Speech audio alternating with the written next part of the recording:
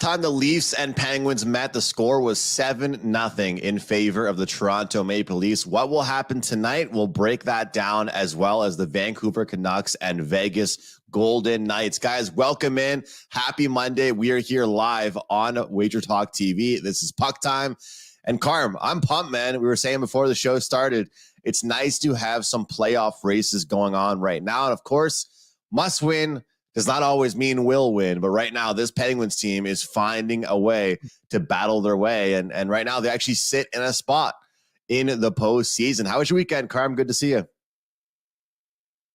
Weekend was really good. NHL went really well. 5% winner as well too. So I was pretty happy about that. It's been a very good run. I think the last 3 days, or 4 days is 7-1-1.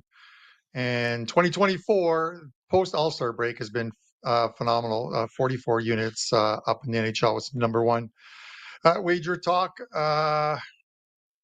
still a lot of work to do, man. I'm loving this, Andrew.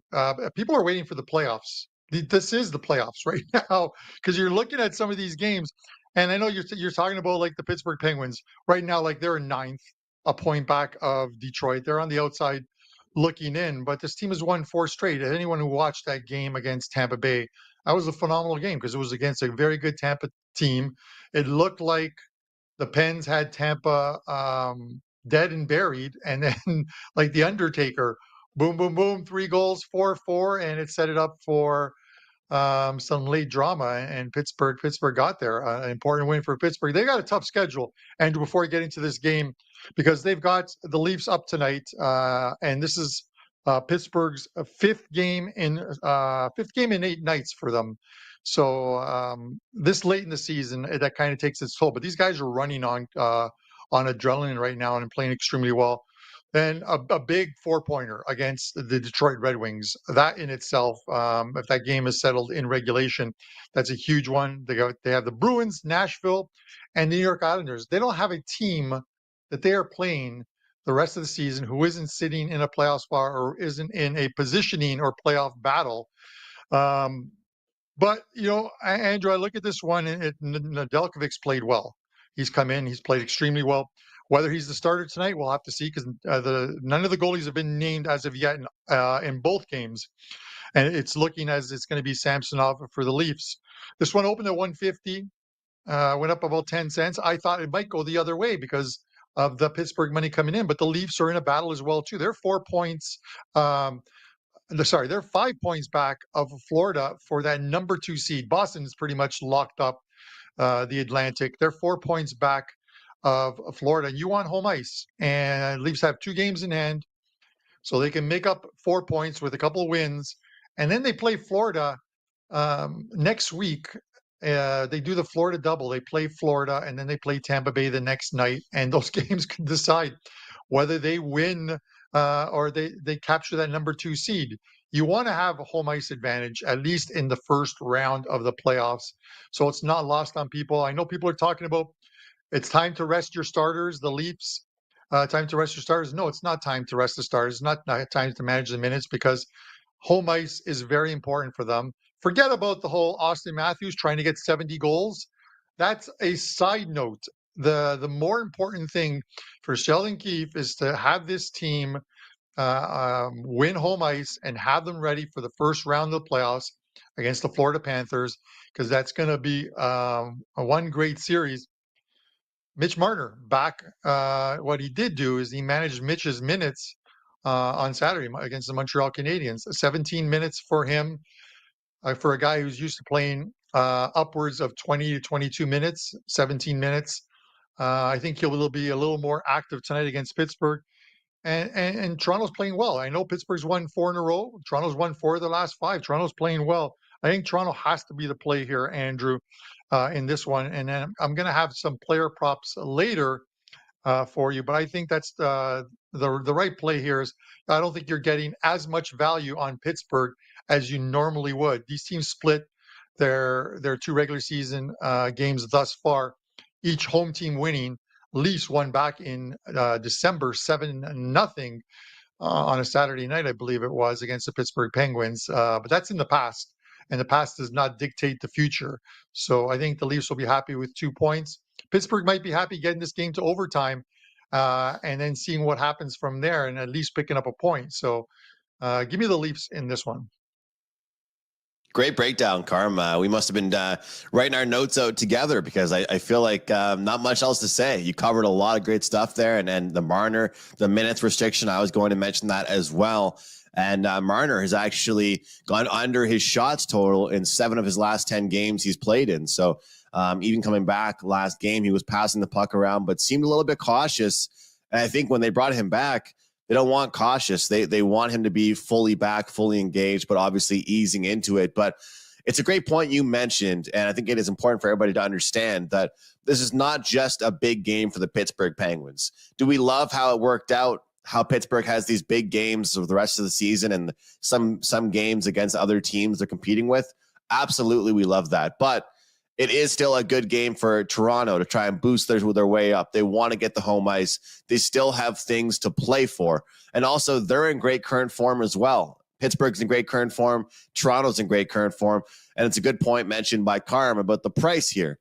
A little bit peculiar here for a Leafs team to be laying this type of price despite the good type of hockey that the Pittsburgh Penguins are finally playing. You know, the way that Pittsburgh's playing right now is I think kind of how their coaching staff and how Kyle Dubas expected them to be playing the whole season. You know, the leaders, the top guys being the top guys, Erik Karlsson playing well on the blue line, and the bottom 6 guys just being hard to play against. They don't need goals out of them. They just need them to go out there and get the puck deep and you know, kill some time, burn some energy, draw some energy for the team, drop the mitts a few times, maybe lay some body checks. And right now, that's what Pittsburgh's team is doing. But Carm, Monday night game here for the Maple Leafs. You know where I'm going. It's a total. And I'm going under 6.5. I'm staying away from the side in this one. And I know you take a look at a lot of the games recently for the Pittsburgh Penguins, and they have been overs, actually. They've found their scoring touch, right? It's been 4 or 5, even 6 goals. So I understand that I'm kind of going against a little mini trend here.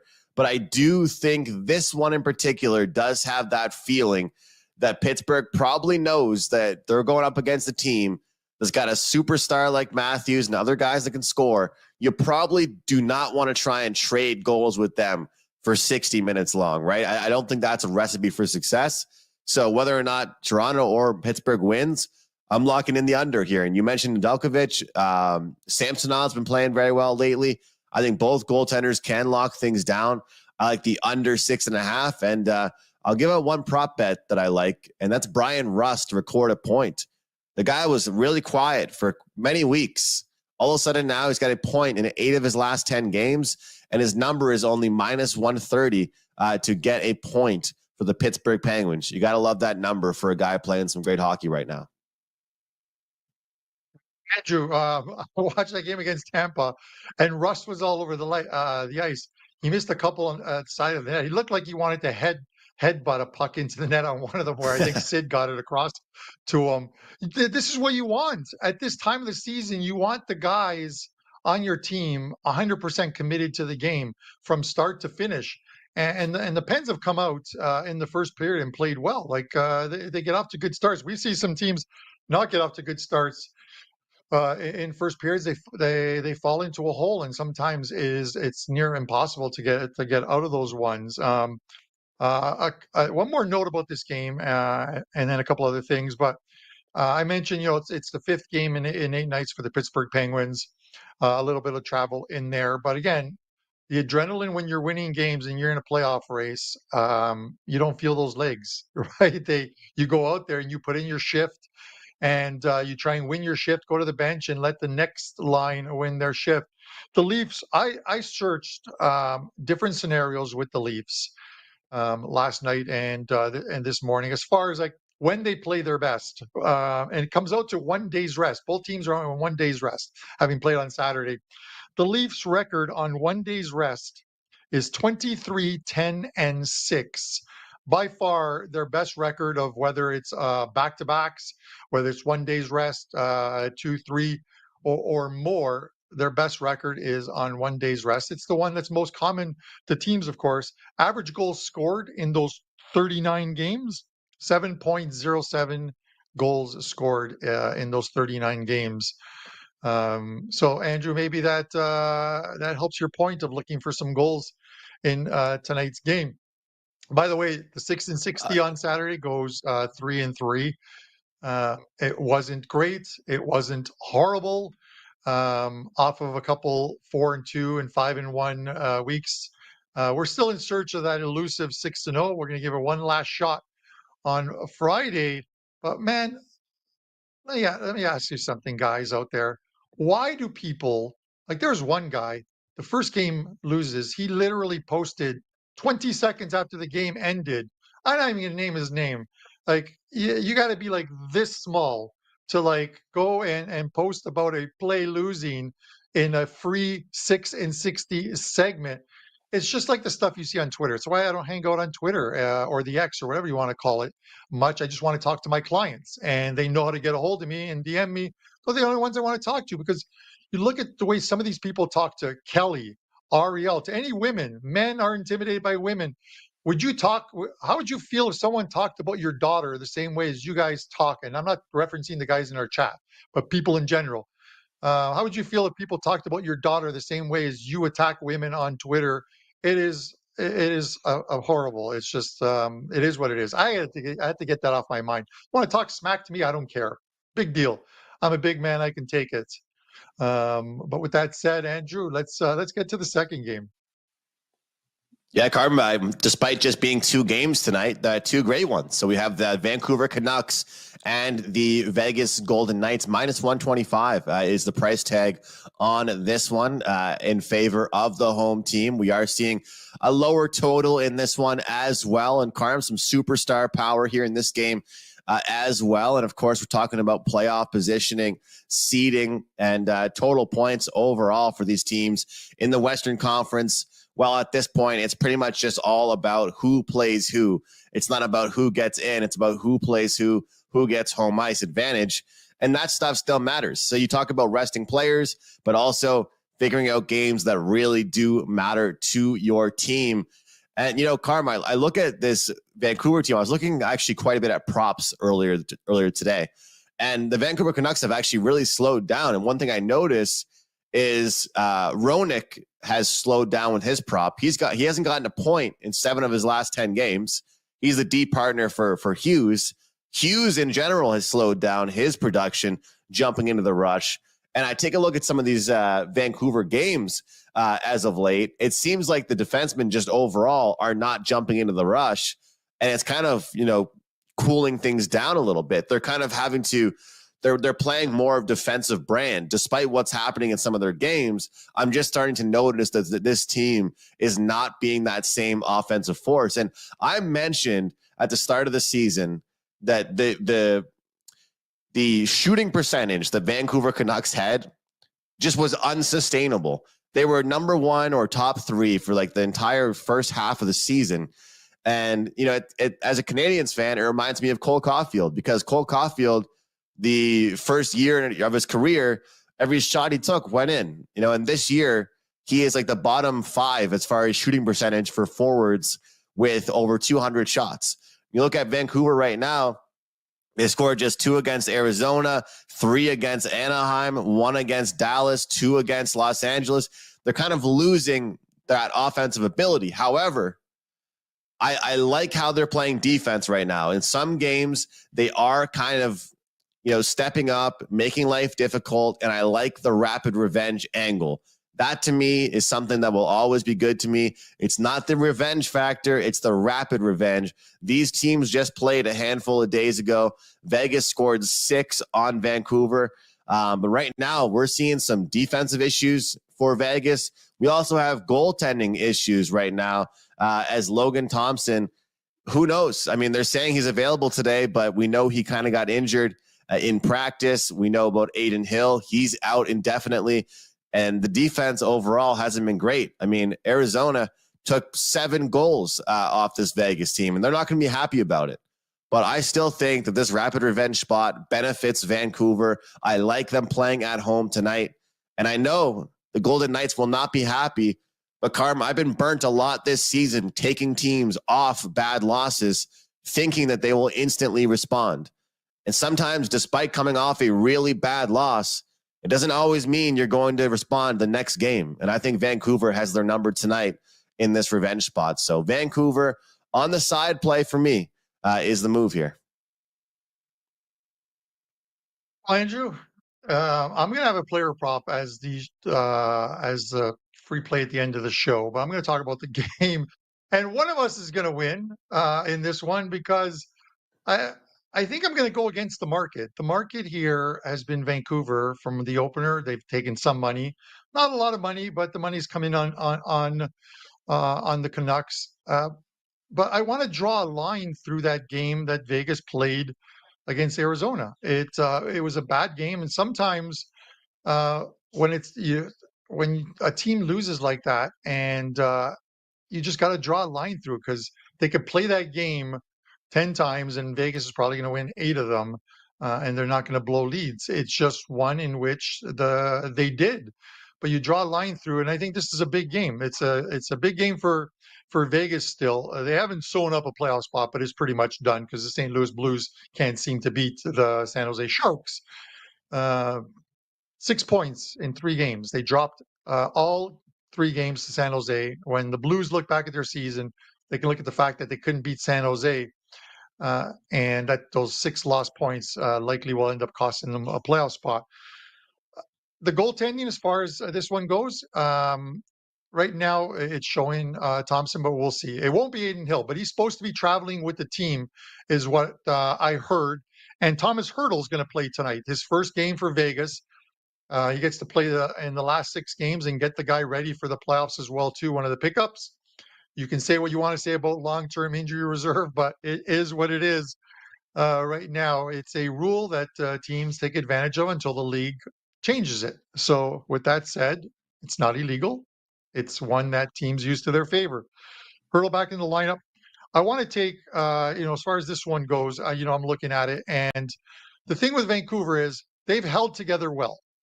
But I have a little biased on this one, guys, and I'm going to be straight with you guys. The bias lies in this. I want the Edmonton Oilers to finish first in the Pacific. I don't want them playing the Vegas Golden Knights in the first round of the playoffs, which is possible. Edmonton right now sits 3 points back of the Vancouver Canucks with a game in hand. And I like Edmonton's schedule to close out. As far as Vancouver, they've held together, and they've done well considering it's been Casey DeSmith. When you're missing your number one goalie, and he was eligible to come off the long-term injury reserve, Thatcher Demko, this past weekend, and they didn't take him off the long-term injury, or they took him off the long-term injury reserve, but he's not going to play a game for a while. Probably another. You'll probably see him just before the end of the season. They're going to get him a little bit of action and get him in there. But the guy's 34, 13, and 2 with a 247 goals against average. When you remove that goalie out of your lineup for a string of games like they have thus far, Vancouver, and you're still able to be at the top of the Pacific, you've got a good team. You got a well-coached team. So, with that said, before he comes back, I just think they're overworking Casey DeSmith. They have no choice. It's either him or is it Silvos, the other goalie, Andrew? Correct me if I'm wrong, but it's one of the two.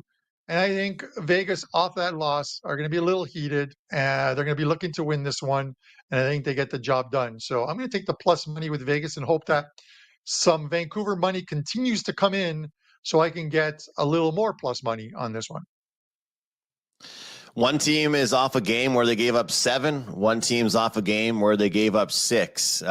Neither team will be happy in this one, that's for sure. So, like I said, Carm, one thing I've been happy about lately is that the days that we've had just 2 or 3 games, they've actually been good games. Like, I feel like a month or 2 ago, it was like we'd have 2 games and it would be like Anaheim versus San Jose and like some bad games playing. But now we actually have just 2 games on tap for tonight, but they're actually quite entertaining games here, guys. So prop plays, side plays, totals. Thanks for being here with us on the show. Please hit the like button if you're watching on YouTube. It helps us more than you guys know. It really does. We appreciate it.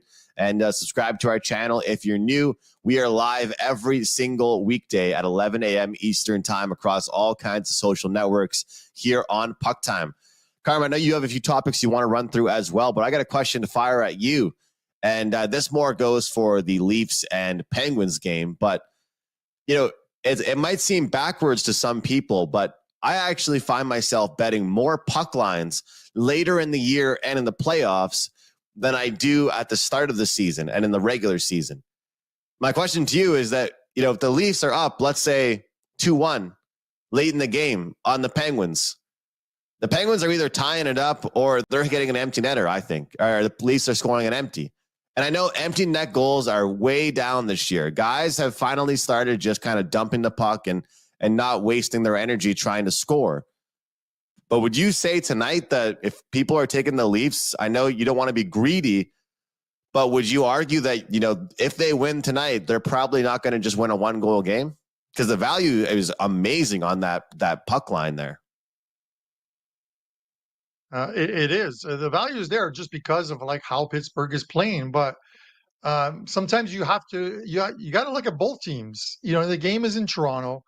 If Pittsburgh, the first period is going to tell you a lot about this game. If Pittsburgh comes out and jumps on the Leafs, if the Leafs aren't ready to play from that puck drop, Pittsburgh's going to jump on them. Pittsburgh are playing for a playoff spot. And I get it. Toronto, as I mentioned, are playing for positioning and trying to get home ice. But, it's like poking that bear, Andrew. Sidney Crosby's carrying this team. They're playing extremely well. You look at this team, it seems like every time they come off the ice, every shift is happy after a goal or what they're doing. And they could have easily folded against Tampa Bay when they gave up 3 goals in the third period to take a 4-4. And they were resilient enough to score and win that game. And that's the mark of a team that's playing extremely well. The first period will dictate. If the Leafs can come out and establish that first 20 minutes of the game, and maybe those third and fourth lines for the Leafs have to go out there and do the work for them as the game goes on. If the Leafs can get a lead, I'm with you. It can turn into a puck line win.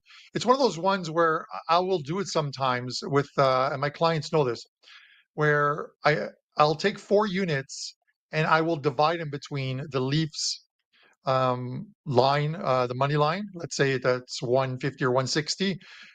Two units on that, and then another 2 units on the puck line. So you can end up with a push on that, but you pretty much bring down the amount of money that you're investing. Instead of putting 4 units at minus 160, you're getting 2 units at minus 160 and 2 units at plus money. So it protects your bottom line a little bit with a lot of upside as well too. So that's one way of I look at it, Andrew.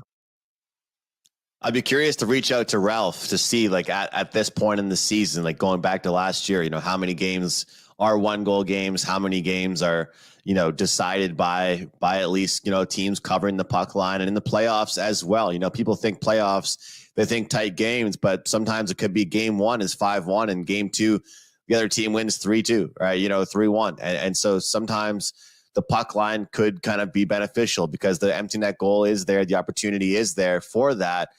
Carm, we've got Benny 8 here in our YouTube Shorts live right now with us. He's looking to cash a Capitals to not make the playoffs ticket. He got that price at plus 115 for 100 bones. Looking to cash that tomorrow, and that's a pretty good price for a team that snuck into the playoffs at one point, and I'm assuming that's when he bet it. And as of now, they've kind of been just making their way out. And it's a good example, Carm, of teams that just you can't maintain that type of hockey for 3 weeks. Like Washington's been in playoff mode for like the past month. It feels like they got hot. They won like 8 of 10 and then they really slowed down. So Benny 8, we hope you cash that ticket.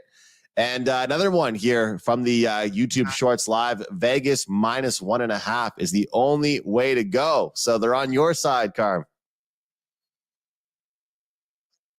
Yeah, Andrew, I want to mention, so the as far as Benny's goes, so Benny has the opportunity of, because if you look at the current line, and I'd given out Washington to miss the playoffs, and I said it might take a while to get plus money on the yes.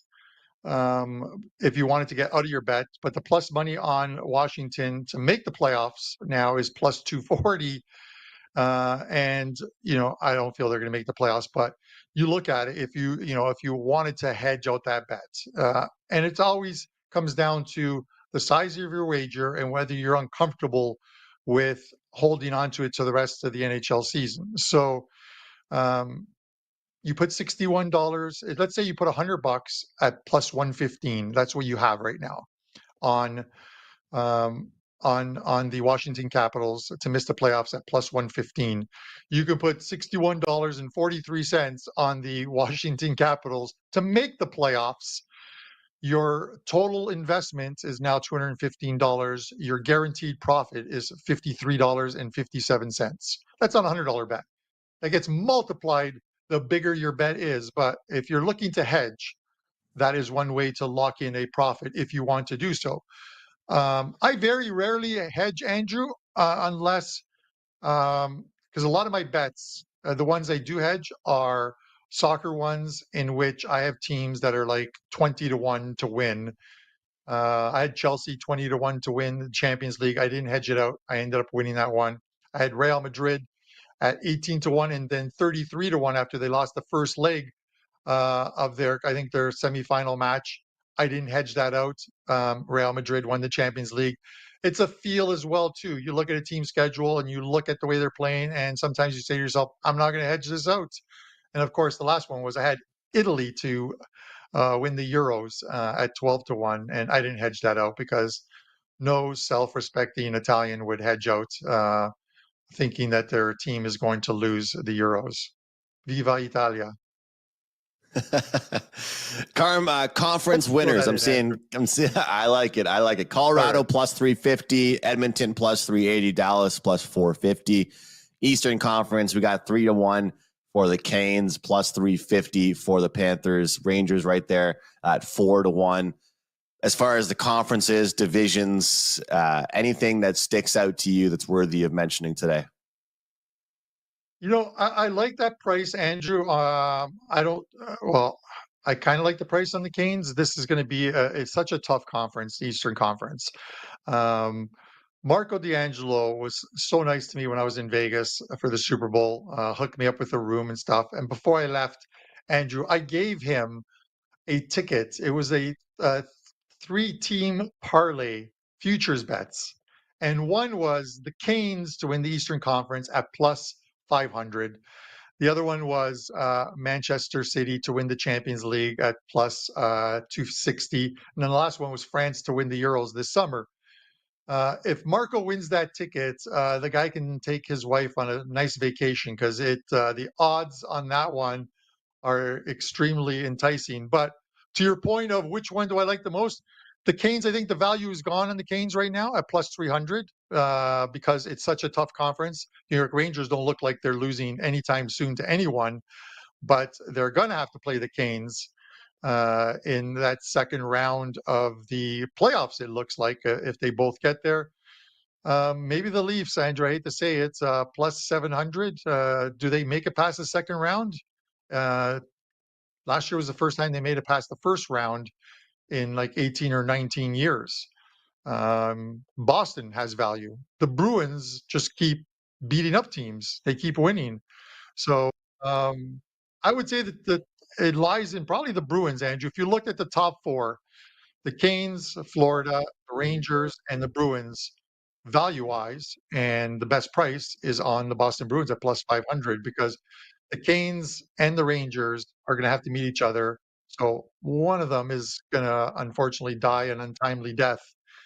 Boston is going to play a wild card team, and then they're going to play the winner of Florida and Toronto, and they're going to be favored in that series as well too. So we're looking at if they do what they're supposed to do, they'll be in the conference finals.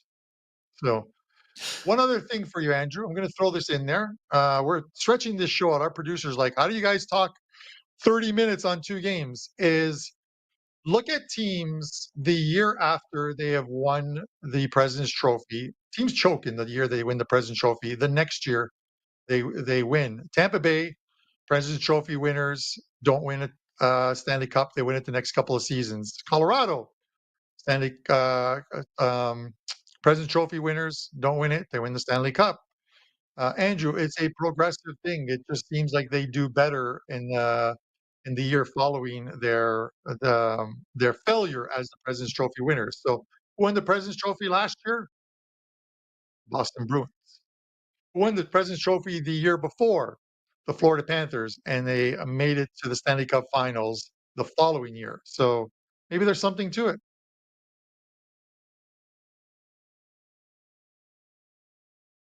You're muted. Sorry, Carmine, I was muted there. I'm hearing some noises there in the background.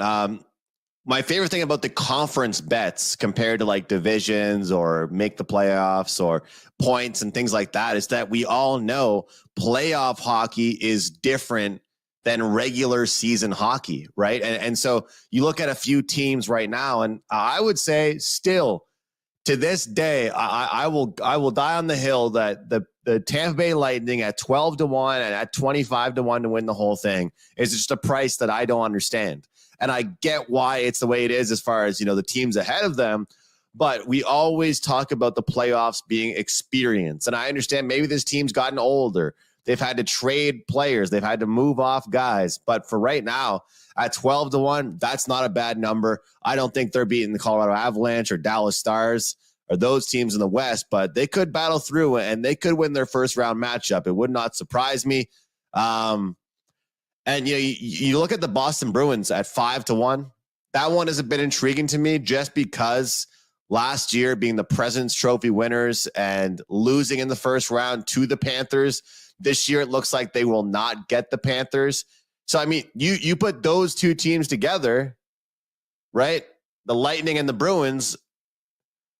I think one of those teams can make some noise. I think we see some motion out of those guys, and I think that you just need one to get on a run, win 2 rounds, set yourself up for a pretty good number.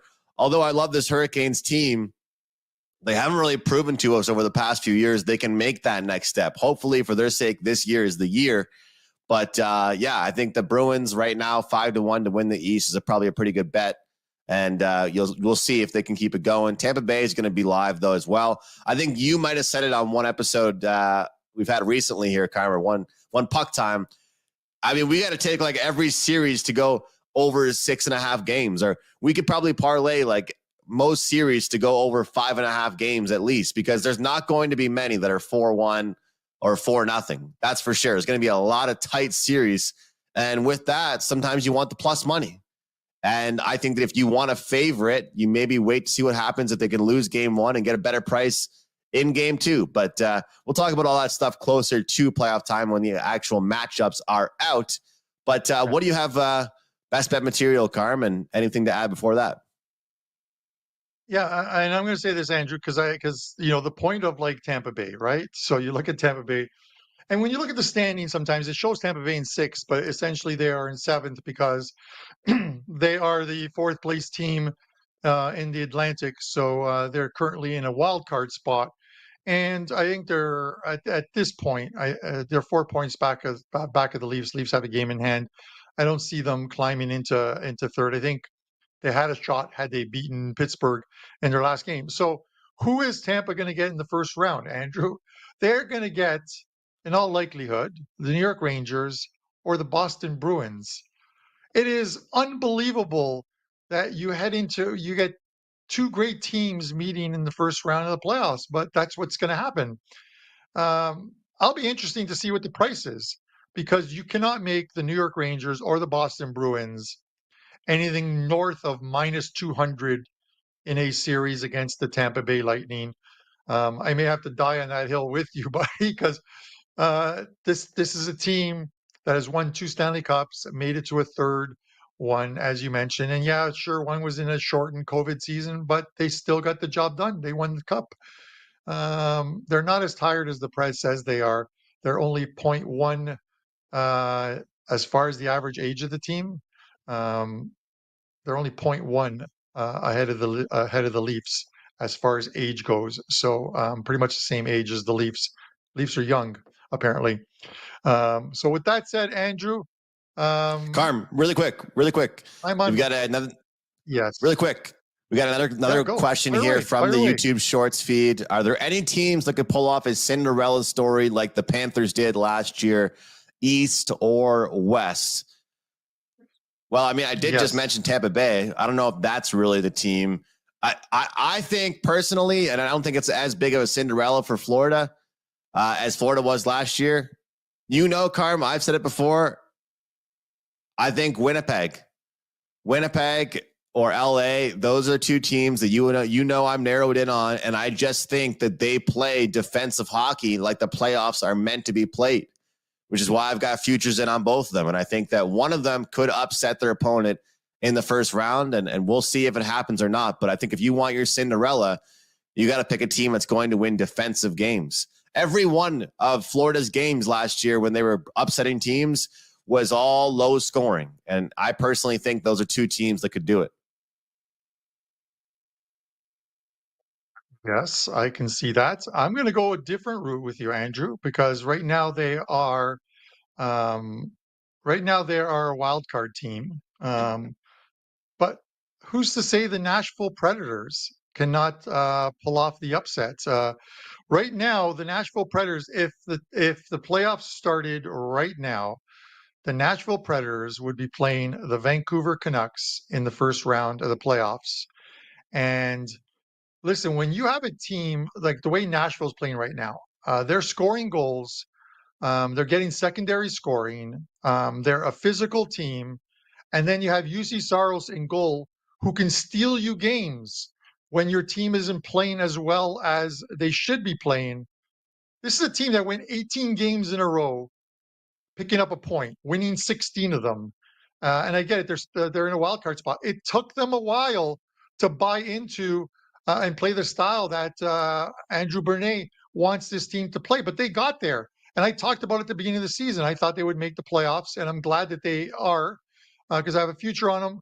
But with that said, Andrew, it was a perfect spot for them to completely toss it in the last game against New Jersey on the weekend, and they didn't. They battled back. They win that game in a shootout. And now, off of like 2 or 3 losses, they've won 2 of their last 3, and they're playing well again. They're on 94 points. They're not going to catch the number 3 seed in the Central, but it doesn't matter. I wouldn't want them to catch the number 3 seed in the Central. If you're going to start on the road anyways, in the first round of the playoffs, I would rather they start against the Vancouver Canucks. And I'm sorry, Canuck fans, no disrespect, but if Thatcher Demko doesn't come back or he isn't the same when he comes back, you're primed for a first round exit if you're playing the Nashville Predators. Garm, I like it. I mean, they're probably a pretty good comparison. They're probably the comparison of this year's Florida Panthers, that's for sure. The way they play, man, it is super tough. It is super, super tough. My best bet for the show, I'll just say it right now. It's one, obviously, I mentioned it already during the show. It's the Vancouver Canucks. The Vancouver Canucks on the money line, -125. It's not just revenge, but it's rapid revenge. This team gave up 6 goals against the Los Angeles Kings their last time out, and I believe they will get it together. I do like some of the defensive efforts they've had lately. Some goaltending trouble right now in Vegas with both guys being a little bit banged up, but it looks like Logan Thompson could be the guy between the pipes for Vegas tonight. And their defensive struggles continue. They allowed 7 in the last game against the Coyotes. They will not be happy, but it does not mean they'll win tonight. I'm going to take the Vancouver Canucks on the money line, guys. Some baseball action going up after the show. And you heard everything I like today in the NHL here on PuckTime. Back over to you, Carm. Andrew, I'm sending you a message because I think it's absolutely hilarious what the noises coming out. But listen, guys, a couple, 3 plays up. I'm going to give you one of them right now. It's a 2% play. It's a player prop. I have 3 plays up for tonight. I'm going to try and keep this run going because it's been very good. I want to finish the regular season off strong, and then let's have a great playoffs. I'm going to go with the same game tonight that Andrew's talking about, the Vancouver game, and I'm going to take a player shot prop. I'm going to take Jack Eichel over 3.5 -130. Eichel's gone over the number in 15 of his last 20 games, which is a great number if you're betting it and you're playing low vig. And -130 on a shot prop is low vig. 3 games against the Vancouver Canucks this season. He's had 6 shots, and 7 in the last game.